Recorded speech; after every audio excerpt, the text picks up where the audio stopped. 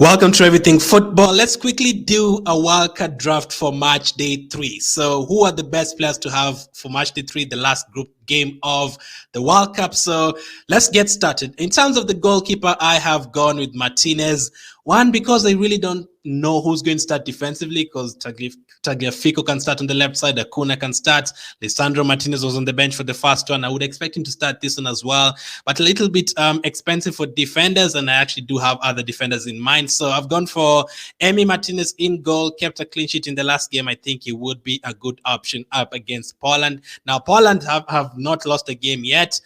They've won one and drawn one, but I wouldn't really expect them to put 2 or 3 goals past Argentina. So a draw is enough for both teams, so don't be surprised if that game ended 0-0. So Martinez is the goalkeeper I've chosen. Next up, let's go to the defense. So the first pick in defense is Dumfries, mostly because of that fixture up against Qatar. That is a very good fixture to target. Qatar have been awful in both games, lost to Senegal, lost to Ecuador, conceded 5 goals, and you would expect a clean sheet for Netherlands. So I wouldn't even mind if you went for 3 defenders from Netherlands, but for this one, I'm going to go for 1, Dumfries. And then in terms of Germany will be playing Costa Rica. Now, after I watched Spain beating Costa Rica by 7 goals, we all thought Costa Rica would lose all 3 games, but they pulled out a victory against Japan, surprisingly. But for this one, if you look at both games overall from Costa Rica, they didn't have a shot at all, on target or off target against Spain. And in the second game against Japan, they won. That was their only shot on target. So you would expect Germany to keep a clean sheet. I've gone for Rudiger, 5.5 million. And then Estupinan, he will be playing against Senegal. That is a very decisive game, Ecuador against Senegal. Basically, whoever wins is going to go through, so that's a huge game. And Estupinan loves going forward. That is why he is in the pick. You don't really have to go for him.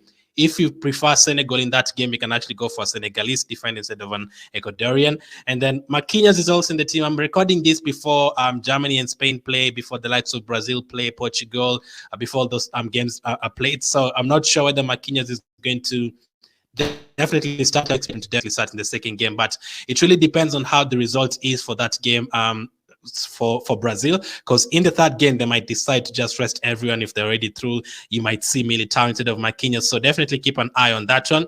But if they draw or it's still close, you would expect Marquinhos to start. But for now, I've just gone for him, but there's a slight chance that he might not play if Brazil win and they go to 6 points, so keep an eye on that one. For the midfield, I've gone for Musiala as the first pick. Again, I'm doing this before Germany and Spain play, so it really depends on what happens in that game. But whatever happens in terms of injury, but whatever happens, Musiala will definitely be in the starting lineup for the third day, because they have to win the third game as well, whatever happens between them and Spain. So I've gone for Musiala. You could also go for Gundogan in that position, but definitely you have to get a midfielder from Germany for that match. And then Frankie de Jong is also there. Got an assist for Gakpo in match day 1, and also that game against Qatar, very, very hard to ignore. So De Jong is there as well, and also for the key passes.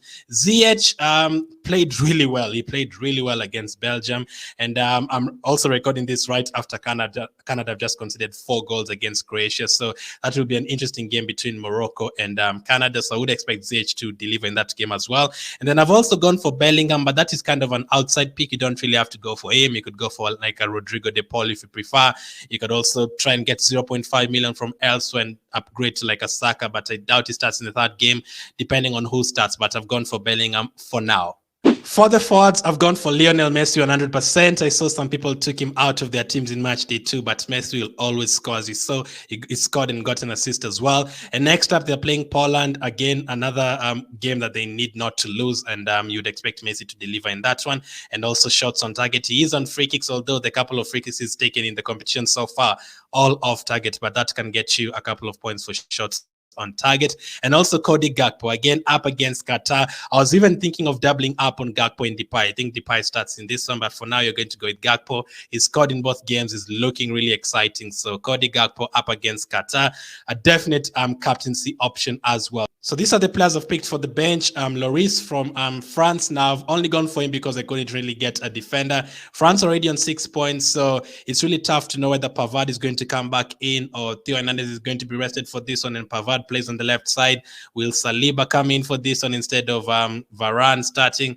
All that is really hard to know, so I've gone for Lloris, who's even him is not a definite starter, but I would expect him to he has a better chance of starting than all the other players. If you feel like it's too risky and if you feel like it's too expensive, you can definitely downgrade him to a cheaper defender or cheaper goalkeeper. I've also gone for Sosa because of the price, 3.5 million.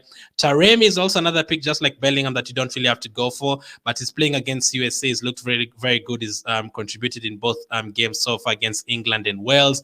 So 7 million is not a bad price, but you can definitely ignore him and go for someone like a Richarlison.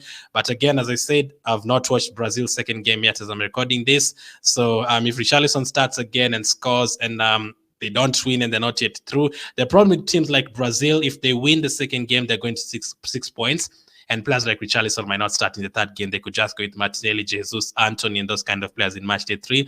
So you have to keep an eye out for that one. And then I've also gone for Eriksen because of the fixture.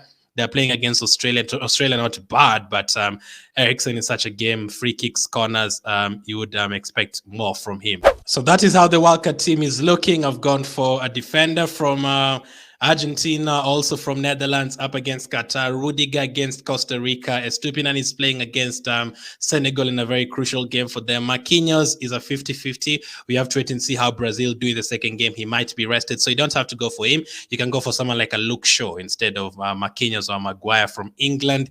Musiala is also there. You can go for players like Gundogan if you prefer, Kimmich.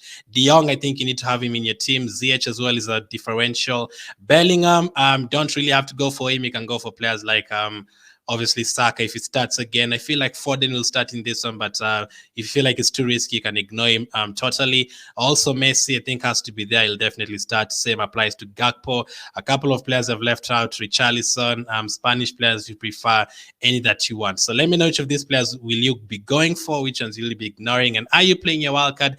What are your transfers for this match day? Thank you for watching, and I'll definitely catch up with you guys on the next one.